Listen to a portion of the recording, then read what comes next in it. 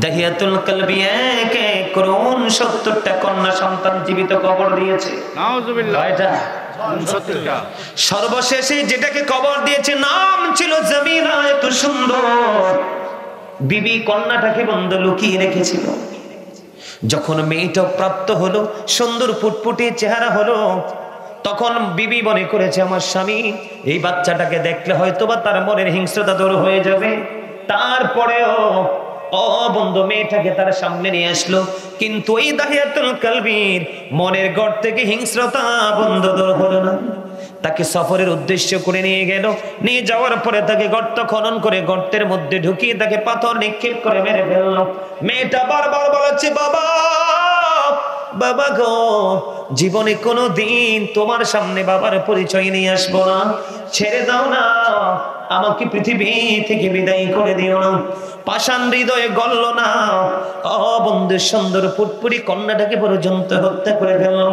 হত্যা করার পরে বন্ধু তার হৃদয় রাজ্যে আল্লাহ রাসূলের ভয়, আল্লাহর ভয়ে বন্ধু প্রবেশ করলো। আমার নবী সরকারে মদিনা ইমামুল মুরসালিনের কাছে গেলেন ক্ষমা চাওয়ার জন্য। তখন আমার নবী বললেন, সত্যিকারের অর্থে যদি তুমি আল্লাহর কাছে ক্ষমা চাইতে পারো তাহলে আল্লাহ রাব্বুল আলামিন তোমাকে ক্ষমা করে দিবে। তবে তোমার শর্ত আছে, রাসূলের সাথে তোমাকে পুনরায় আবার কথা বলে সব কিছু সমাধান করে রাসূলের সাথে পড়ে নাও মধুর কালেমা। জোরে জোরে কন্না সুবহানাল্লাহ। বন্ধুরে আমার মূল বিষয় আপনাদেরকে বোঝানোর বিষয় হলো, একটা একটা করে 69টা কন্যা সন্তান জীবিত কবর দেওয়ার পরেও তিনি ক্ষমা পেয়েছেন। বন্ধুরে আমার, জোহাইনা গোত্রের এক মহিলা, হাদিস শরীফের মধ্যে এসেছে, জোহাইনা গোত্রের এক মহিলা ব্যভিচারের মাধ্যমে বন্ধু সন্তান ধারণ করলো। সন্তান ধারণ করার পরে তার বাবা মা নবীজির কাছে নিয়ে আসলো। নবীজির কাছে যখন নিয়ে আসলো, নবীজির কাছে নিয়ে আসার পরে বন্ধু নবীজি তাকে অর্ডার করলেন, তুমি তোমার কন্যাকে নিয়ে বাড়িতে চলে যাও। বাড়িতে চলে গেলেন। সুন্দর করে তাকে লালন পালন করতে থাকো, তার সেবা যত্ন করতে থাকো। বাচ্চা যখন প্রসব করবে, বাচ্চা প্রসব হওয়ার পরে আমার কাছে তাকে নিয়ে আসবে। লালন পালন করতে লাগলেন বন্ধু। লালন পালন করতে করতে বাচ্চা প্রসব হলো। আল্লাহর হাবিবের নির্দেশ অনুযায়ী আবার আল্লাহর হাবিবের কাছে নিয়ে আসলো। নিয়ে আসার পরে আল্লাহর হাবিব বললেন, তার কাপড় দিয়ে তার বডিটা বেঁধে ফেলো। তার বডিটা বাঁধা হলো, তার জন্য গর্ত খনন করা হলো, তাকে গর্তের মধ্যে ঢোকানো হলো। পাথর নিক্ষেপ করতে থাকো, পাথর তাকে বন্ধু নিক্ষেপ করা হলো। পাথর নিক্ষেপ করতে করতে করতে করতে মেয়েটা ইন্তেকাল করলো। জোরে জোরে বলেন না নাউজুবিল্লাহ। এবার বন্ধু ওয়ার্ডার কার? আল্লাহর হাবিবের। যে তাকে পাথর মারতে থাকো, পাথর মারতে মারতে মারতে মারতে মারতে মারতে বন্ধু মেয়েটা ইন্তেকাল করলো। সকল সাহাবায়ে কেরাম আশ্চর্য হয়ে গেল, চিন্তায় পড়ে গেল। আল্লাহর হাবিব সরকারে মদিনা, যাকে আল্লাহ রাব্বুল আলামিন রহমত হিসাবে পাঠিয়েছেন, সেই রহমত নবী অর্ডার করলেন, তাকে গর্তের মধ্যে ঢুকিয়ে তাকে পাথর নিক্ষেপ করে মারা হলো। কিন্তু সবাই চিন্তা করতেছে, ওই মেয়েটার জানাজা কে পড়াবে? চিন্তা আছে না নাই? মেয়েটার জানাজা কে পড়াবে? সে তো অত্যন্ত নোংরা কাজ করেছে, পাপ কাজ করেছে, যাকে নবীজির নির্দেশে পাথর নিক্ষেপ করে মারা হলো। বন্ধু পরক্ষণে দেখা যায় আপনার আমার প্রাণের নবী মহিলার জানাজার জন্য ইমাম হয়ে গেল। আর জোরে বলেন না সুবহানাল্লাহ। বন্ধু এই পেড্ডা গ্রামের আমার ভাই বাবারা, আমার মা বোনদেরকে ডেকে ডেকে বলছি গো, যুব বন্ধুদেরকে ডেকে ডেকে বলছি, হৃদয় খুলে শোনো, এটা হলো আমাদের জন্য, তোমাদের জন্য, সবার জন্য মোস্ট ইম্পর্টেন্ট একটা টিচিং। দাদা ভাই কি বলেন? দেখেন আমার নবীজি অর্ডার করছে তাকে পাথর মারো যতক্ষণ পর্যন্ত মৃত্যুবরণ না করে। কিন্তু মৃত্যুবরণ করার পরে তারা জানাজার ইমাম হয়ে গেলেন আপনার আমার প্রাণের নবী। বন্ধু এখানে একটা জিনিস আমি আপনাদেরকে শেয়ার করতে চাই। আল্লাহর হাবিবকে একদিন এক ব্যক্তির জানাজার জন্য ডাকা হলো। আল্লাহর হাবিব বললেন, একটু খেয়াল করবেন কি বলতে চাই, সে কারো কাছে ঋণী আছে কিনা। তিনি বললেন 2টি দিরহাম মাত্র ঋণী আছে। কয়টি দিরহাম? 2 দিরহাম। আমার নবী বললেন 2টি দিরহাম তার কাছে একজন এখনো পর্যন্ত পাও না, আমি নবী তার জানাজা পড়াবো না। সুবহানাল্লাহ বলেন না কেন? কি করবো না? আমি নবী জানাজা পড়াবো না। বন্ধু সবাই চিন্তায় পড়ে গেল। হযরতে কাতাদা রাদিয়াল্লাহু ইয়া হাবিবাল্লাহ নবী, নবী গো আমি তার ঋণ পরিশোধের দায়িত্ব নিলাম। তারপরে আপনার আমার প্রাণের নবী ওই ব্যক্তির জানাজা পড়াতে রাজি হলো। এখানে নিয়ে আসার কারণ হলো বন্ধু, 2টি টাকা মাত্র এক ব্যক্তি তার কাছে পাবে, এই জন্য নবীজি জানাজা পড়াইতে রাজি হয়নি। আর ওইদিকে মেয়েটা ব্যভিচারের মাধ্যমে সন্তান ধারণ করলো এবং সন্তান প্রসব করলো, পাথর নিক্ষেপ করে গর্তের মধ্যে তাকে ঢুকিয়ে মারা হলো। তারপরেও কেন গো নবী স্বইচ্ছায় তার জানাজায় রাজি হয়ে যায়? চিন্তায় পড়ে গেল বন্ধু। নবীজি জানাজার কাজ সম্পূর্ণ করে ফেললেন। কেউ তো সাহস করে না, কেমন করে গো প্রাণের নবীকে প্রশ্ন করব? নবীকে প্রশ্ন করার মতো এত বড় দুঃসাহস কারোরই নেই। হযরত ওমর অত্যন্ত দূরদর্শী ছিলেন, অত্যন্ত সাহসী ছিলেন বন্ধু। হযরত ওমর সব কাজ সম্পূর্ণ করার পরে এবার হযরত ওমর প্রশ্ন করল, নবী গো, ইয়া রাসূলুল্লাহ, ইয়া হাবিবাল্লাহ, নবী গো জানতে বড় মনে চায়, আপনি অর্ডার করলেন তাকে মারার জন্য, আবার আপনি তার জানাজা পড়াইলেন, নবী গো রহস্য কোথায় উদ্ঘাটন করতে হবে? এবার আমার নবী একটা ডাক দিয়ে বললেন, ওই মহিলাটা যেই তাকওয়া নিয়ে যেই তওবাটা করেছে, এই মহিলা এমন তওবা করেছে আল্লাহকে রাজি করার জন্য। ওই মহিলার মনে মনে চিন্তা হলো, আমার যদি মরণ হয় তারপর আমি মৃত্যুকে কবুল করতে রাজি আছি, মৃত্যুকে বরণ করতে রাজি আছি, কিন্তু তারপরেও আমি ক্ষমা না পেয়ে কদম দিব না। এমন ভাবে তওবা করেছে মেয়েটা, আল্লাহ রাব্বুল আলামিন তার প্রতি রাজি হয়ে গেছে। তার তওবাটা এতটাই বন্ধু গুরুত্বপূর্ণ এবং গ্রহণযোগ্য ছিল, মদিনার 70 জন পাপীকে যদি মদিনার 70 জন পাপীকে যদি ওই একটা মহিলার তওবাটা ভাগ করে দেওয়া হয়, 70টা পাপীর ক্ষমার জন্য যথেষ্ট হয়ে যাবে। আর জোরে জোরে বলুন না সুবহানাল্লাহ। বন্ধুরে আমার, হৃদয় খুলে শুনতে হবে, ব্রেইনে ঢোকাতে হবে। এই কান দিয়ে শুনে ওই কান দিয়ে বের করে দিলে হবে না। এই জন্য আল্লাহ রাব্বুল আলামিন বলেছেন, ইয়া আইয়ুহাল্লাযীনা আমানু তুবু ইলাল্লাহি তাওবাতান নাসুহা। আল্লাহু আকবার। লবণ ছাড়া খাবারের মতো হইছে। আল্লাহু আকবার। কিসের মতো? লবণ ছাড়া খানার মতো হইছে, মজা নাই। এই তো আমার দাদাই কইছে মজার কথা। কি কি মনে করতেছেন? কাগজি কাটি কারি ঘুড়ি বানাकर उड़ाता है आसमान में, घुड़ी बेचारा क्या करेगा রশি মৌলা কা হাত মে। বুঝছেন? হ্যাঁ বুঝছেন?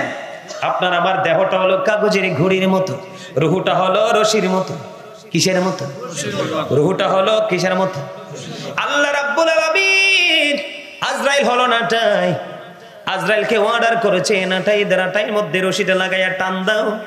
বন্ধু যেমনি করে কাগজটা কাইটা ঘড়ির মধ্যে রশিটা লাগাইয়া মালিক ছেড়ে দে, ঘুড়ি মনের আনন্দে উঠতে থাকি। মালিকের যখন সময় হয় মালিক নাটাই ধরে টানতে থাকে রে, ঘুড়ি মালিকের হাতে আসতে বাধ্য। ঠিক তুমি আমি আমরা সবাই বন্ধু ঠিক কাগজের ঘড়ির মতো, আত্মাটা হলো রশির মতো, আজরাইল হলো নাটাইয়ের মতো। আজরাইল অর্ডার করতে দেরি, আল্লাহ রাব্বুল আলামিন তাৎক্ষণিকভাবে প্রাণ পাখি নিয়ে যেতে দেরি করবে না।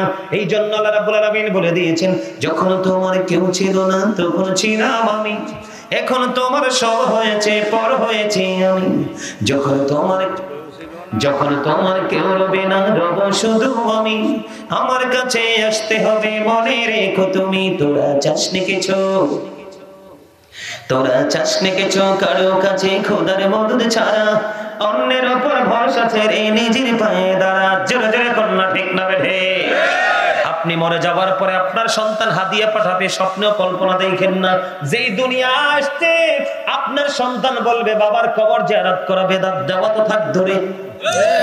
এই জন্য বলছি এখনো সময় আছে বন্ধু, জোগাড় করে কবরে যান বন্ধু, উপায় নাই। পদ্মা মেঘনা যমুনার তীরে কত ঢেউ চলে যায় আসে না তো ফিরে। বলেন পদ্মা মেঘনা যমুনার তীরে কত ঢেউ চলে যায় আসে না তো ফিরে, আমিও চলে যাব এমনি করে, আসবো না কভু ফিরে। বলেন পদ্মা মেঘনা যমুনার তীরে, কত ঢেউ চলে যায় আসে না তো ফিরে, আমিও চলে যাব এমনি করে।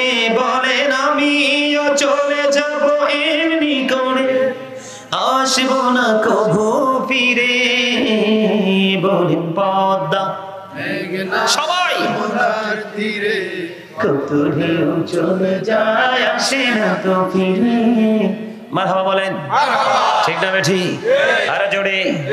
আমার প্রাণ পাখি রে, আমার কালো ময়না রে, একদিন তো যাইবা পাখি ওড়িয়া, একদিন তো যাইবে পাখি ছাড়িয়া। বলেন আমার প্রাণ পাখি রে, আমার কালো ময়না রে, আমার প্রাণ পাখি রে, আমার কালো ময়না রে, একদিন তো যাইবা পাখি ছাড়িয়া, একদিন তো যাইবা পাখি ওড়িয়া।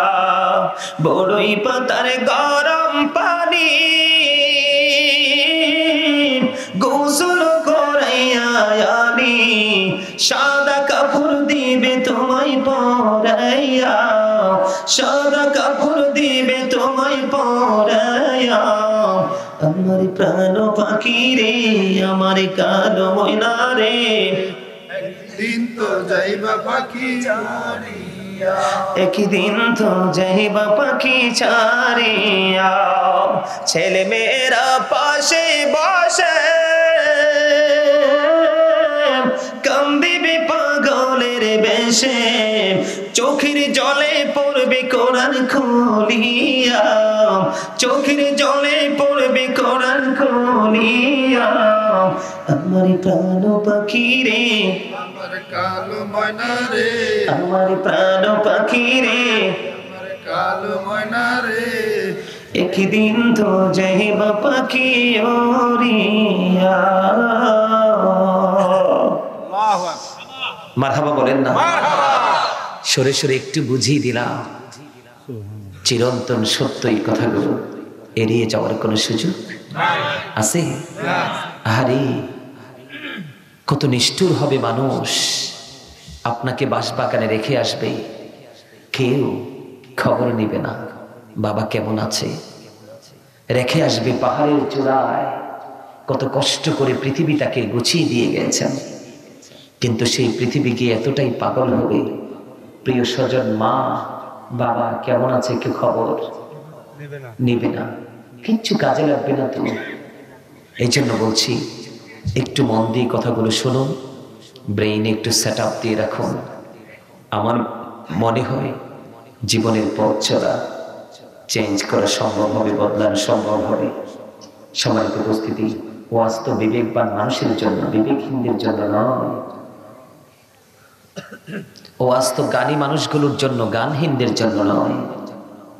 লেকচার সেন্স এবিলিটি সম্পন্ন পার্সনদের জন্য, সেন্সলেসদের জন্য নয়।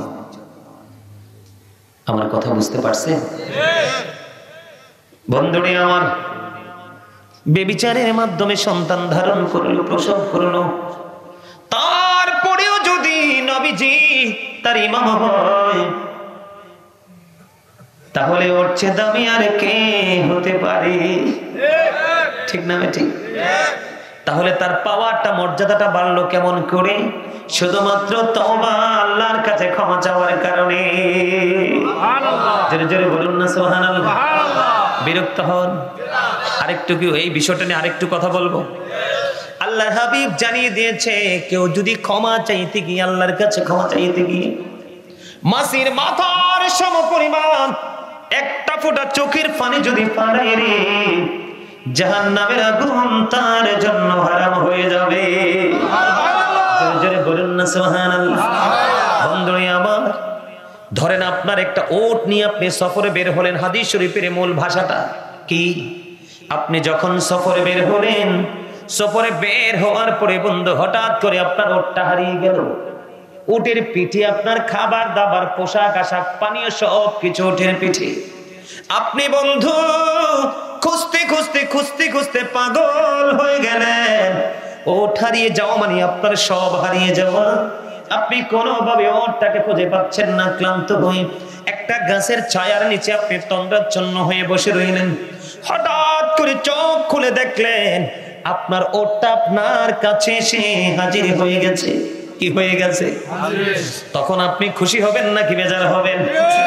আমার নবী যে বলেছেন হারিয়ে যাওয়া ওট ফিরে পাওয়ার পরে উটের মালিক যত বেশি খুশি হয় তার চেয়ে বেশি খুশি হয় বান্দা পাপ করার পরে যখন আল্লাহর কাছে ক্ষমা চায়। জোরে জোরে বলুন না সুবহানাল্লাহ। হাদিস শরীফের মধ্যে এসেছে তিনি ওটটা ফিরে পাওয়ার পরে এত বেশি খুশি হয়েছে, আল্লাহর হাবিব বলেছেন তিনি এত বেশি খুশি হয়েছেন, তিনি বলতেছেন আল্লাহ গো তুমি আমার, আমি তোমার রব, তুমি আমার বান্দা। জোরে জোরে কন্না আল্লাহু আকবার। কথা কি বুঝতে পারছেন? ওনার বলার কথা ছিল কি? তুমি আমার রব, আমি তোমার বান্দা। কিন্তু উনি উটটা ফিরে পাওয়ার পরে এত বেশি খুশি, এত বেশি আনন্দিত হয়েছে, তিনি বলেছে আমি হইলাম তোমার রব, তুমি আমার বান্দা। জোরে জোরে বলুন না আল্লাহু আকবার। খবর মজার না? বন্ধুরে আমার বোঝানোর জন্য বলছি, আমি আপনাদেরকে আরেকটা হাদিস শরীফ বলছি, রাবির কথা বলবো না, আপনারা মনটা দিয়ে শুনেন। এক ব্যক্তি বন্ধু 99টা খুন করলো। কয়টা? 99। হাদিস শরীফ বুখারী এবং মুসলিম শরীফের মধ্যে এসেছে বন্ধু কয়টা খুন? 99টা খুন করলো। খুন করার পরে বন্ধু তিনি একজনের কাছে জানতে চাইলেন আমি 99টা খুন করছি, আল্লাহ ক্ষমা করবে কিনা? কয় না, এত বড় পাপের ক্ষমা নাই। তিনি সঙ্গে সঙ্গে ওই ব্যক্তিকে পর্যন্ত হত্যা করে ফেলেছে। কয়টা হলো? 100টা খুন করলো। 100 খুন করার পরে আল্লাহর প্রিয় বুজুর্গের কাছে জানতে চাইলেন আমি একটা একটা করে 100টা 100 খুন করেছি, 100টা খুন করেছি, আল্লাহ আমাকে ক্ষমা করবে কিনা? এবার তিনি বললেন ক্ষমা করবে, তবে তুমি যেখান থেকে এসেছো সেখানে আর ফিরে যেতে পারবে না। আমি যে রাস্তা দেখিয়ে দেব সেই রাস্তায় তুমি অগ্রসর হবে, কারণ সেই জায়গার সব মানুষ আল্লাহর গোলামি তিনি উজিত। এবার ওই কি করলেন যিনি হত্যাকারী, যিনি আল্লাহওয়ালা বুজুর্গ লোক দেখিয়ে দিয়েছেন তুমি এই পথে হাঁটো, তিনি ওই পথে হাঁটতে শুরু করলেন। হাঁটতে হাঁটতে হাঁটতে হাঁটতে বন্ধু পথের মধ্যখানে, কোথায়? পথের মধ্যখানে 2 দল ফেরেশতা আসলো, এক দল গজবের, আরেক দল হলো কিসের? নিয়ামতের। জান্নাতি এবং জাহান্নামী দুজন টানা ফেসরা করতেছে। 2টা দল তার মৃত্যুর সময় তার প্রাণ পাখি নিয়ে যাবে। যারা জান্নাতি তারা বলতেছে সে পাপের জগৎ ছেড়ে এসেছে, আর যারা জাহান্নামী তারা বলতেছে না না তার প্রাণটা আমরা কেড়ে নিব, তো অনেক বড় পাপী। 2 পক্ষের মধ্যে যখন দ্বন্দ্ব কলহ চলতেছে, কথোপকথন কাটাকাটি, আল্লাহ রাব্বুল আলামিন ফয়সালা দেওয়ার জন্য আরেকজন পাঠিয়ে দিল। ও বন্ধু, পাঠিয়ে দেওয়ার পরে আল্লাহর হাবিব জানিয়ে দিয়েছেন যখন আরেকজন আসলো, কই 2 পক্ষের সমাধান আমি দিব। কি দিব? 2 পক্ষের সমাধান আমি দিব। 2 দিকে রাস্তা মাপা হোক। কি করা হোক? 2 দিকে রাস্তা মাপা হোক। যেই দিকের রাস্তা কম হবে রে সেই দিকের ফেরেশতাই তার প্রাণ পাখিটা কেড়ে নিবে। সুবহানাল্লাহ। কি হবে বন্ধুরে আমার? কবরটা কেমন মজার দেখেন। আল্লাহ রাব্বুল আলামিন আল্লাহর প্রিয় বান্দা তওবাকারীকে, যারা অন্যায় থেকে বের হয়ে আলোর দিকে আসতে চান না তাদেরকে তো পছন্দ করেন। আল্লাহ রাব্বুল আলামিন এমন ভাবে বন্ধু বুদ্ধি শিখিয়ে দিল, যেই দিক থেকে এসেছেন ওই দিকের রাস্তাটা হয়ে গেল একটু কম, আর যেই দিকের রাস্তাটা এই দিকে চলে গেল ওই দিকের রাস্তাটা একটু বেশি চলে গেছে। জোরে জোরে কন্না সুবহানাল্লাহ। তার মানে জান্নাতি নিয়ামতের দিকে একটু বেশি চলে গেছে। হাদিস শরীফের মধ্যে এসেছে মাত্র আধা হাত। কত হাত? আধা হাত। কথা বলেন কত হাত? মাত্র আধা হাত তিনি বেশি চলে গেল। আল্লাহর হাবিব জানিয়ে দিয়েছেন আধা হাত বেশি যাওয়ার কারণে আল্লাহ রাব্বুল আলামিনের অর্ডার অনুযায়ী জান্নাতীদের পক্ষ হাতে তার প্রাণ পাখি নিয়ে গেছে। রহমতের ফেরেশতা তার প্রাণ পাখি নিয়ে গেছে বন্ধু। আল্লাহ রাব্বুল আলামিন একদিকের জমিনকে বলছে তুমি বড় হয়ে যাও, আরেক দিকের জমিনকে বলছে ছোট হয়ে যাও। আল্লাহর উদ্দেশ্য হলো আমার বান্দা অপরাধ করছে তো কি হয়েছে, সে কিন্তু এখন অপরাধ থেকে মুক্তি পেতে চায়। সুবহানাল্লাহ। তাহলে আমাদের পাপ আছে না নাই? আছে। আমাদের পাপ ক্ষমা হবে কিভাবে? আমাদের পাপ থেকে আমরা মুক্তি পাবো নামাজের মাধ্যমে। এক ব্যক্তি ভুল করে এক মহিলাকে চুমু খেয়েছে। চুমু খাওয়ার পরে মনে হয়েছে সে যে অনেক বড় অন্যায় করেছে, হাদিস শরীফের মধ্যে এসেছে। আল্লাহ রাসূল বলেছেন তুমি চুমু খেয়েছো, পাপ থেকে মুক্তি পেতে চাও, তুমি বেশি বেশি করে নামাজ পড়ো। সুবহানাল্লাহ। জোরে বল না সুবহানাল্লাহ। আরে ভাই আমি কি বলছি, এদিকে দেখেন। হযরতে আবু যর রাদিয়াল্লাহু তাআলা আনহু থেকে হাদিস বর্ণিত, আমার নবী শীতের দিনে বের হলো। বের হওয়ার পরে দেখবেন শীতের দিনে গাছের পাতা ঝরে যায়, কিন্তু যায় কি যায় না? আমার নবী দেখলেন গাছের পাতা জোরে জোরে পড়ছে। নবীজি গাছের ডালে ধরলেন, ধরার পরে আবু যরকে ডাক দিলেন, রে আবু যর। আবু যর উত্তর দিল, লাব্বাইকা ইয়া রাসূলুল্লাহ, আমি হাজির। আমার নবী বললেন, রে আবু যর, শীতের দিনের কারণে যেমনি গাছের পাতা বিরামহীন ভাবে জোরে জোরে পড়ছে, আল্লাহর বান্দা আল্লাহর কুদরতি কদমে যখন পা বাড়াবে, আল্লাহর কুদরতি কদমে যখন সেজদা দিবে ভালোবেসে, ওই গাছের পাতার মতো তার জীবনের গুনাহগুলি মাফ হয়ে যাবে। সুবহানাল্লাহ। জীবনে গাছের পাতাগুলো যেমনি ঝরে পরিষ্কার হয়ে যায়, ওই ব্যক্তি নামাজি ব্যক্তির জীবনের গুনাহগুলো তেমনি ঝরে যাবে। আরেকটা কি করতে হবে? কোরআন তেলাওয়াত করতে হবে বেশি বেশি করে। আল্লাহ কোরআন যারা তেলাওয়াত করে, কোরআনকে ধারক বাহক যারা, আল্লাহ রাব্বুল আলামিন বলবে তোমরা কোরআন তেলাওয়াত করতে থাকো যতক্ষণ না পর্যন্ত তোমরা তোমাদের গন্তব্যে না পৌঁছাবে। বন্ধু কোরআনের প্রেমিক কোরআন তেলাওয়াত করতে থাকবে রে। তেলাওয়াত করতে করতে করতে করতে সে জান্নাত পর্যন্ত পৌঁছাবে, তখনই তার কোরআন তেলাওয়াত থামবে। কি নামাজ, কোরআন তেলাওয়াত, আর বেশি বেশি করে দান সদকা করতে হবে। কি করতে হবে? দান সদকা। এখন আমরা মোটামুটি বিষয়টা, আমরা নামাজ যাই পড়ি আর না পড়ি, কোরআন তেলাওয়াত যাই করি আর না করি, কিন্তু দান করার কথা কইলেই অনেকেই বন্ধু কি করে মুখ বেজার করে না? আপনারা কি দান করার অভ্যাস আছে? আছে। কেন বলছি জানেন? একটা সাইডে আরেকটা করা যাবে না, সবগুলো করতে হবে। কি করতে হবে? সবগুলো। আমার দিকে তাকান। সাবধানী হতে হলে, 100% ঈমানদার হতে হলে সূরা বাকারার দিকে নজর দিতে হবে। আল্লাযীনা ইউমিনুনা বিল গায়বি ওয়া ইউকিমুনাস সালাতা ওয়া মিম্মা রাযাকনাহুম ইউনফিকুন। আল্লাহু আকবার। সাবধানী ওরা কারা? যারা অদৃশ্যে বিশ্বাস করে, নামাজ কায়েম করে, সালাত কায়েম করে, এবং আল্লাহ বলেছেন আমি যে সম্পদ দিয়েছি, অর্থ দিয়েছি, দৌলত দিয়েছি, তা থেকে যারা দান করে। আমি আপনাদেরকে বলে দিতে চাই, আপনি ঈমানদার বিশ্বাসও করলেন, আপনি নামাজও পড়লেন, আল্লাহর কথা অনুযায়ী দান করার ক্ষেত্রে আপনি নাই, ও বন্ধু, তাহলে আপনি কি 100% হতে পারছেন? না। কথা বলেন না কেন? 100% ছাড়া আল্লাহর কাছে গ্রহণযোগ্য হবে। এবার আমি একটু একটা হাদিস শরীফ আপনাদেরকে শোনাই বন্ধু। আব্দুল্লাহ ইবনে মাসউদ রাদিয়াল্লাহু তাআলা আনহু থেকে হাদিস খানা বর্ণিত। আমার নবী, আপনার নবী, দু জাহানের বাদশা নবী। আজকে আমি যেমনি আপনাদের সামনে কোরআন হাদিসের কথাগুলো বলতেছি, তেমনি ভাবি আল্লাহর হাবিব সমস্ত সাহাবায়ে কেরাম যারা ছিলেন তাদেরকে প্রশ্ন করলেন, তোমাদের মধ্যে এমন কি কেউ আছো যে নিজের সম্পদের চাইতে ওয়ারিসের সম্পদ বেশি পছন্দ করো? সাহাবায়ে কেরাম বললেন, ইয়া রাসূলুল্লাহ, ইয়া হাবিবাল্লাহ, নবী গো, আমাদের মধ্যে এমন তো কেউ নেই যে নিজের সম্পদের চাইতে ওয়ারিসের সম্পদ বেশি পছন্দ করে। এবার আমার নবী আবার পুনরায় বলতে লাগলেন, তাহলে শোনো। আমার নবী বললেন, ইন্তেকাল করার আগে তোমরা যা আল্লাহর পথে খরচ করে যাবে, ব্যয় করে যাবে, এগুলোই হলো তোমার সম্পদ, আর যা পৃথিবীতে রেখে যাবে তা হলো তোমার ওয়ারিসের সম্পদ। আল্লাহু আকবার বলেন না? আল্লাহু আকবার। আরে আর জোরে। এর মূল ভাষাটা আপনাদেরকে বুঝাইতে পারিনি, আমি বুঝাইতে চাই আল্লাহ রাসূল কি বলতে চাইছে। মানে আপনি আমি পৃথিবীতে থাকতে যা দান করে যাব, এগুলো হলো একক আমার সম্পদ, আপনার সম্পদ। কার?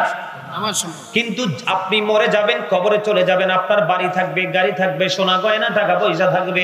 আল্লাহর হাবিব বলেছেন এগুলো তোমার না, কারণ কবর থেকে ফিরে এসে তুমি আর দাবি করতে পারবা না, নিতেও পারবা না।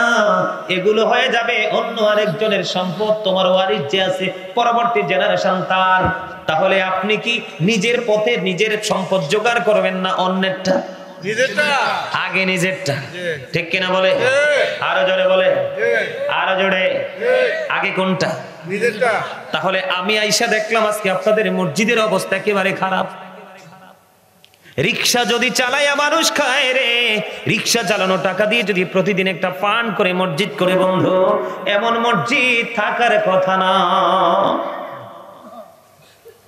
আপনারা তো জানেন না, হাদিস শরীফের মধ্যে এসেছে, আল্লাহর হাবিব বলেছে পৃথিবীর বুকে ছোট্ট হোক বড় হোক, মাটি দিয়ে হোক, টিন দিয়ে হোক আর বিল্ডিং দিয়ে হোক, কেউ যদি দুনিয়ায় মসজিদ বানায় রে, আমার আল্লাহ খুশি হইয়া ওই মসজিদ বানায় যিনি সাপোর্ট দিয়ে থাকে, হেল্প করে থাকে, তাদের জন্য আল্লাহ জান্নাতে ঘর বানায়। আপনি আমি কি চিরকাল থাকতে পারবো? আরো জোরে বলেন, থাকতে পারবো? আমার মোবাইলটা তো আমার পিচ্চির কাছে। আমার গ্রামে 30 বছরের একটা পুরনো মসজিদ, আপনারা অনলাইনে কি আমার আলোচনা শোনেন কিনা এখানকার মানুষ আমি জানি না, শুনে আপনারা কি দেখছেন অনলাইনে একটা মসজিদ আসছে, ভিডিও দেখছেন? এই মসজিদটা 30 বছর পরে মসজিদের পাশে বিশাল একতলা বিল্ডিং, কত সুন্দর। পাশে ও পাশে বিল্ডিং, বড় বড় ছাদ দিয়ে বহুতল ভবন হচ্ছে। মসজিদে মিটারও নাই, কি নাই? মিটার নাই, মসজিদে মিটার নাই। মসজিদের মাটির দেয়াল ভেঙে যাচ্ছে, চালগুলো ভেঙে পড়তেছে। মানে এই বছর মানুষ নামাজ পড়ার মতো কোনো ব্যবস্থাই নাই। জানালাগুলো একবারে গুণ খাইতে খাইতে একবারে ধ্বংস করে দিছে। আমি দীর্ঘদিন প্রায় 8-10 বছর পরে আমি আমার গ্রামে গেছি, দীর্ঘ 8-10 বছর পরে যাওয়ার পরে আবার মুরব্বী থাকে না কিছু প্রেমিক, ওরা তো জড়ায় ধরছে, বাবা আমাদের মসজিদে তো মিটার নাই। 1 সপ্তাহ পরে মিটারের টাকা পাঠিয়ে দিলাম, মিটার নামাইলো, ওরা তো মহা খুশি। এবার ধরছে আমার এক চাচা, মানে কানতেছে আর বলতেছে, বাবা মরার আগে কি মসজিদ দেখে মরবো না? যেখানেই যাই সেখানে মসজিদ দেখলে অন্তর শীতল হয়। তখন আমার গ্রামের মসজিদের দিকে আমি তাকায় থাকি, আহারে কয় কোনোদিন স্বপ্ন তো থাক দূরে, দুঃস্বপ্নও দেখিনি যে আমার এই গ্রামে মসজিদ হবে। আমি গুনাহগার, আল্লাহ আমাকে হয়তো কবুল করছে না, খান্দা মানুষ। আজকে 6 মাস চলতেছে, এই মাসে কয় মাস?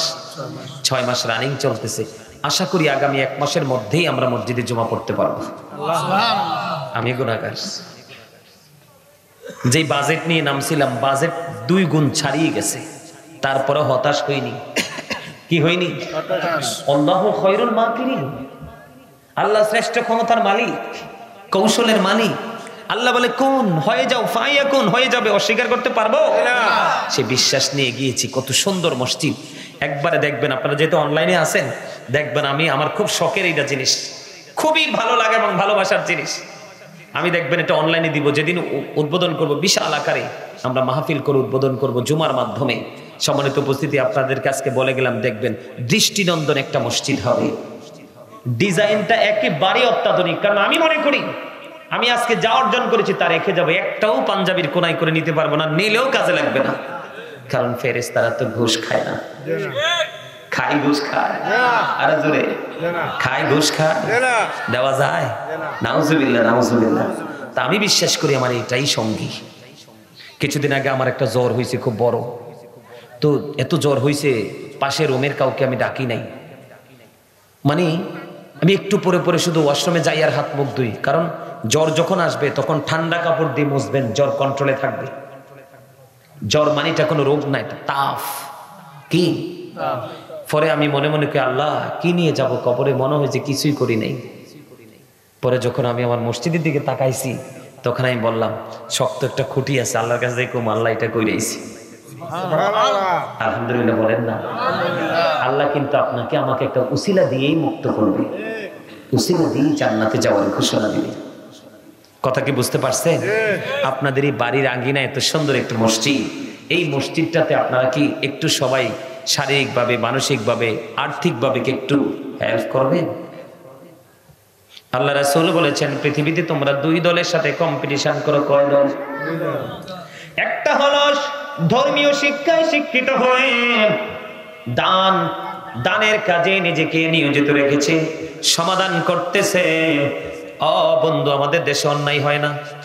অন্যায় হয়, অপরাধ হয়, জোর জুলুম হয়। এগুলোর অবসানের জন্য সমাজের সুশিক্ষিত মানুষ কাজ করে, ঠিক না ঠিক? আল্লাহর হাবিব বলেছেন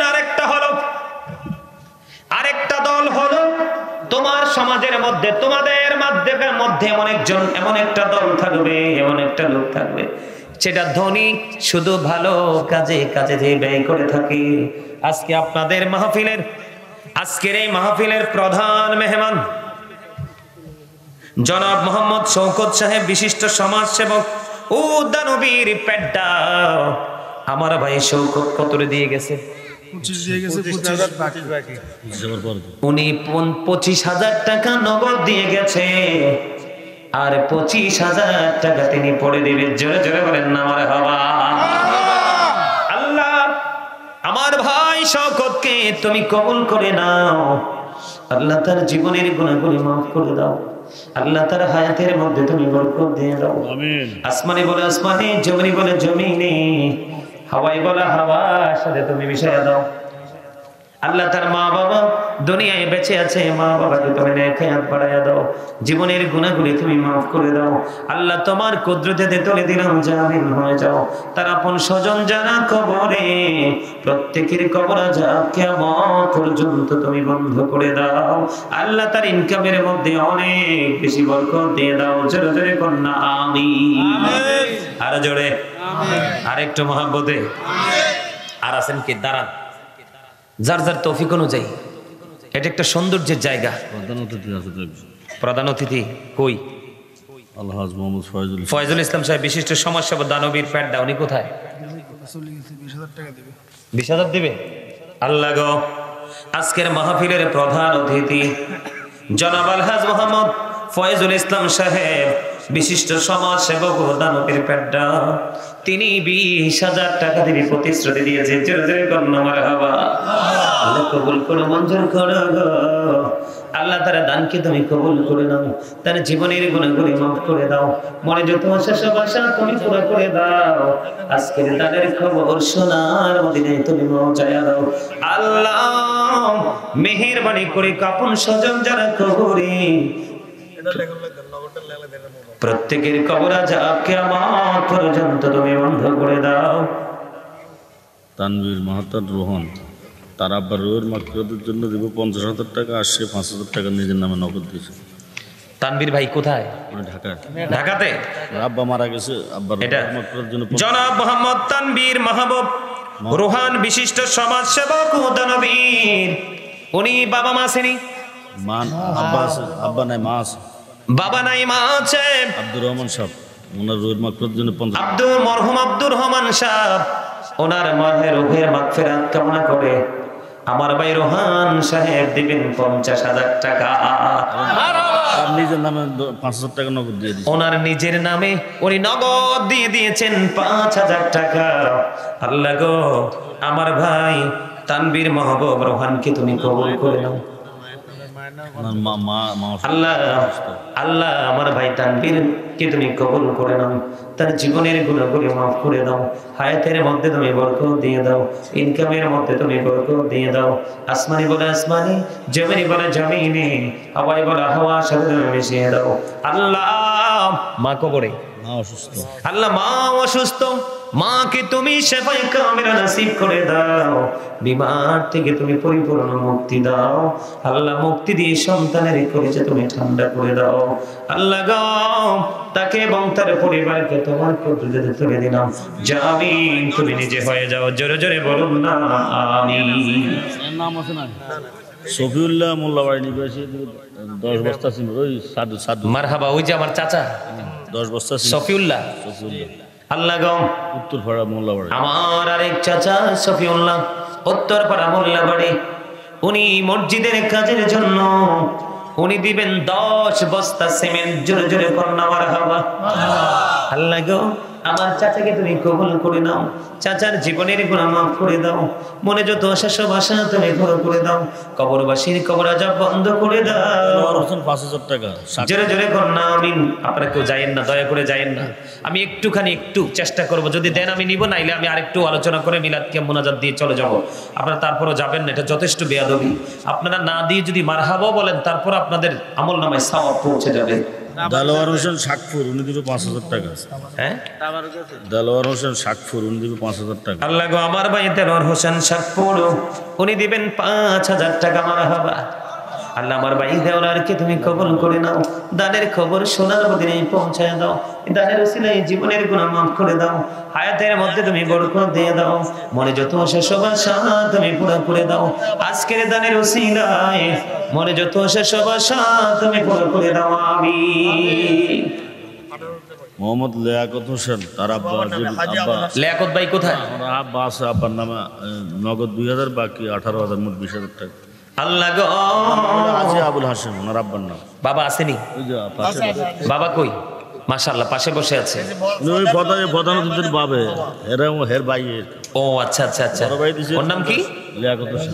আল্লাহ আমার ভাই লিয়াকত হোসেন নগদ দিয়ে দিয়েছেন 2,000 টাকা, আরো দিবেন।